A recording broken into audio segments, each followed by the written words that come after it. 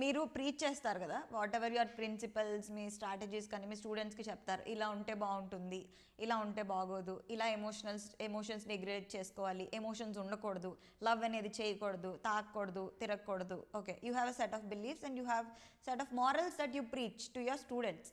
But if in case అదే ఒకే solution అందరికీ ఫిట్ అవ్వదు. There is no one fit, every one is different కదా. సో మీరు చెప్పేది సూట్ అవ్వని పిల్లలకి, లేదా వాళ్ళు అన్వయించుకుని వాళ్ళు ఫెయిల్ అయితే మీరు చెప్పింది, సో అలాంటి వాళ్ళకి మీరు ఏం చెప్తారు?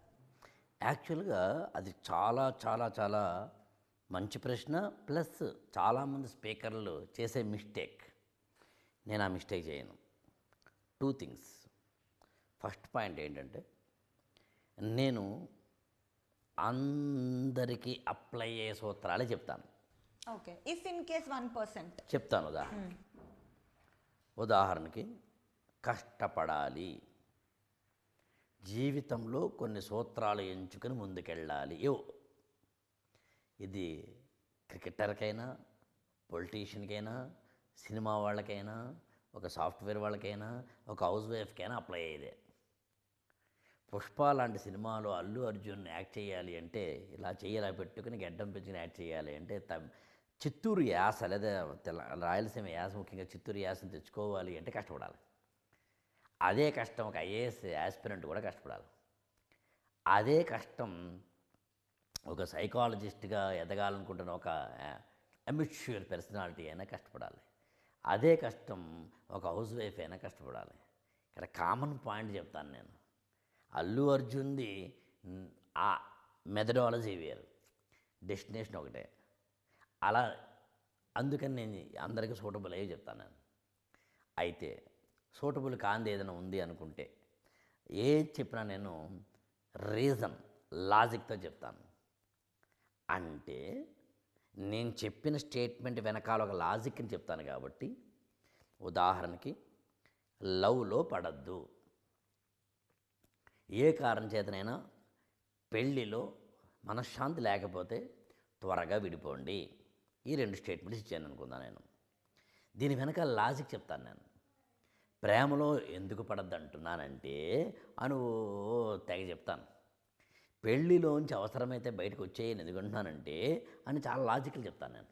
ఈ లాజిక్లతోటి నేను ఈ అసర్టివ్ స్టేట్మెంట్ చెప్పాను కాబట్టి, ఈ లాజిక్ తోటి నువ్వు దాన్ని సెల్ఫ్ టెస్ట్ చేసుకొని నాకు ఆ లాజిక్ అప్లై అవుతోంది అనుకుంటే ముందుకెళ్ళడం జరుగుతుంది.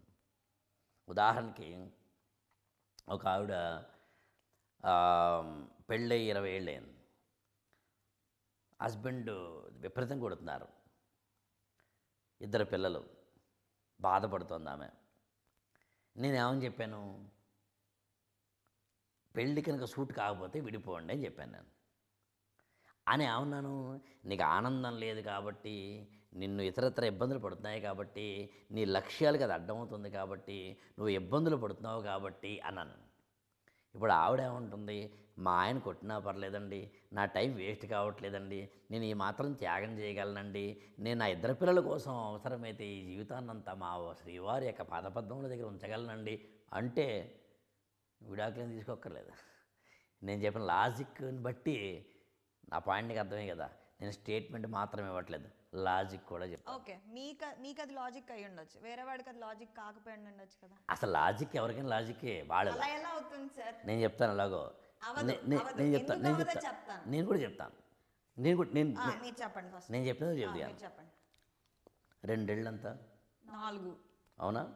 నువ్వు బ్రెయిన్తో ఆలోచించావు కాబట్టి, అది ఎమోషన్తో ఆలోచించు. 2 ఏళ్ళు 6 కావాలంటే జంధ్యాల సినిమా చూడు. సో 1 మినిట్ నువ్వు బ్రెయిన్తో ఆలోచించమని కూడా నేనే చెప్తున్నాను కదా. ఎమోషన్స్ వద్దంటున్నాను, బ్రెయిన్ వాడమంటున్నాను, హార్ట్ని వాడద్దంటున్నాను. సరే, మరి పెళ్లి చేసుకోవద్దు అంటున్నారు, మీరెందుకు పెళ్లి చేసుకున్నారు? నేను పెళ్లి చేసుకోవద్దు అంటే అర్థం క్లాజ్ అది. నువ్వు పెళ్ళనేది స్మూత్ సెయిలింగ్ కాదు, నల్లేరు మీద నడక కాదు, ప్రతిరోజు పున్నమి మాత్రమే ఉండదు, హాయైన జీవితం మాత్రమే ఉండదు. ఇద్దరు కలిసి వెళ్ళేటప్పుడు అనేకమైన సాధక బాధకాలు ఉంటాయి. ఇన్ని తెలుసుకుంటే దిగు, నాకు అవన్నీ వద్దంటే దిగద్దు అని చెప్తున్నాను. ఇక నేను కూడా అంతే.